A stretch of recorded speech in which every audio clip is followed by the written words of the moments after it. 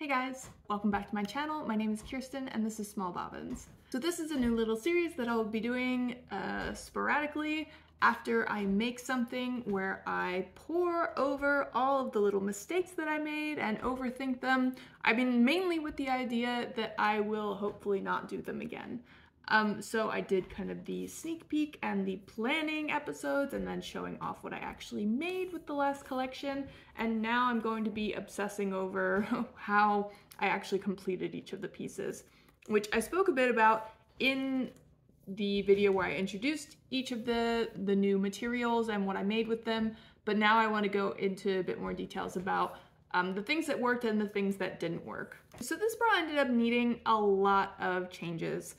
Some of them were kind of anticipated, some of them came up in the moment, and some of them I really had to kind of like really just cross my fingers and hope that they would work out. The main thing that you might notice is that the wires extend above the bridge. And I know there's a lot of bras these days that are kind of doing this on purpose. I did not do this on purpose, but I'm happy that it worked out. And maybe you'll notice, so the wires come above the bridge, but the cup lines up with them pretty well. That happened because initially I wanted to use a wire that was shorter than what the pattern called for. And so I made some changes on either side to kind of take that into account. It's not a huge difference. I think it's mostly on the kind of the side part that I lowered it, but then I used the wrong pattern piece, which was taller. And so suddenly I have a shorter wire, but a taller front. And honestly, I probably could have just cut another cup piece and used that instead, but I didn't want to. So then I was like, well, okay, maybe I'll just use the longer wires in the front. But the problem with that is that I only have beige channeling. So if that was poking up on the front, it would have looked pretty ugly. So I'm gonna have to like zoom in super far here. Like, I didn't quite attach the channeling all the way up to the top of the bridge. I left a little bit free, and then I could sew this light blue elastic onto the channeling itself. And all I did was just like 2 really teeny tiny rows of straight stitches, and then I bar tacked it on top so that the wires won't come out. And when I do show it close up, I mean, it's really a marvel that this did work out, because these wires that I use are taller than the pattern piece. It was really just a series of like incorrect decision making and cutting, and you know, there's several versions of the pattern, and like one's for lace and one's not, and like if I had been really looking closely, then maybe I would have caught this better beforehand. And then for the sides, you might have seen I already posted a video. I had to trim the sides, which I've never trimmed underwires before, so that was a new thing for me. But it worked out, besides the fact that I used my fabric scissors to trim the underwires. Don't do that. A funny thing about that video about trimming underwires is when I posted it on Instagram, I got a lot of messages from people who were saying like, just use nail polish. And specifically, they were like, just use UV activated gel nail polish, which, I mean, the main reason that I use the stuff that I did, which is a Plastidip, which is like a liquid rubber epoxy sort of stuff I just got out of the hardware store. The reason I used it is because that's what I had on hand, which I'm definitely a big advocate of just using what you have on hand. If you have a UV activated gel nail polish setup, which I don't, you can go ahead and use that. Although I then also heard from people that it washes off really easily, so I don't know, trial and error. I used what I had on hand. You can use what you have on hand. That's what it's about. You can do whatever you want. Another thing that I tried with this bra is that I added these little These are rings with hooks on them. Basically, you can make a racer back design with the straps with them. So, like so. And it was a really simple hack to do that. So now I've got them disconnected again.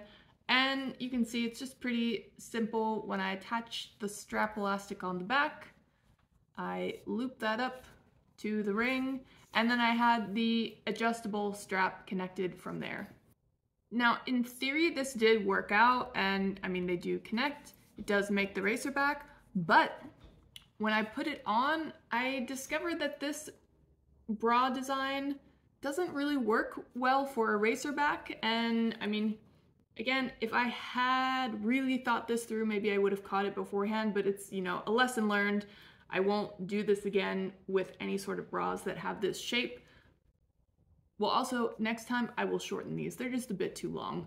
So you can see the straps, the direction that the straps are going is outward, but then the racer back wants to pull it inward. And so this part doesn't really lie nicely. It's kind of being pulled in two separate directions.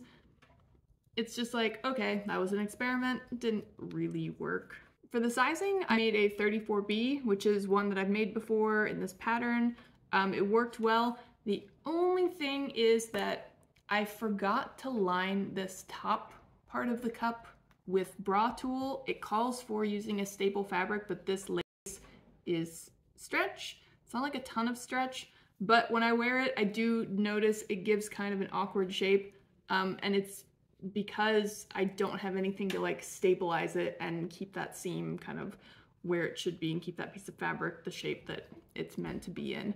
So again, that's just a little mess up on my part. One thing about the construction that came out really well with this bra, usually when I attach the straps to the front of the bra, I will add a ring here, but actually I didn't do it this time, and it's really nice. So this might be my new preferred way of attaching the strap to the cup from now on. And I even did it with another one of the bras for this collection, and yeah, I think it has me convinced now. I will probably do it that way from now on, unless there's like really a good reason not to. And then the panties that I made to go with this set, it's a pattern that I'm working on. It's coming soon. These came out really well. I don't know, there's nothing bad I want to say about these. They fit well, they look really nice. It's a super easy pattern. It's coming soon. As usual, sign up for the newsletter if you want to know about pattern testers or yeah, when the pattern's actually ready, and then you can buy it. Nothing bad to say about that. I do try to be a pretty like easygoing sewist. Like, I don't like to obsess over my mistakes. I will still wear these sets. They're going to be comfortable enough. You know, they're still perfectly wearable. I'm hoping that I will still enjoy them plenty. But I think it's also useful to kind of just look back and see what sort of lessons I've learned and, you know, what I can improve for next time. Because of course, I'm going to be making plenty more sets, and maybe you will too. So as usual, if you want any of the materials that I've shown off in this video, the bra kits for this set in particular are still available. Not many, but there are still some. Or any other materials that you need to create your own gorgeous lingerie, you can head to smallbobbins.com. And so that's all for this video. Make sure you stay tuned. I've got more lessons learned and then sneak peeks and plans and, you know, all that good stuff. Thanks for watching. Bye guys.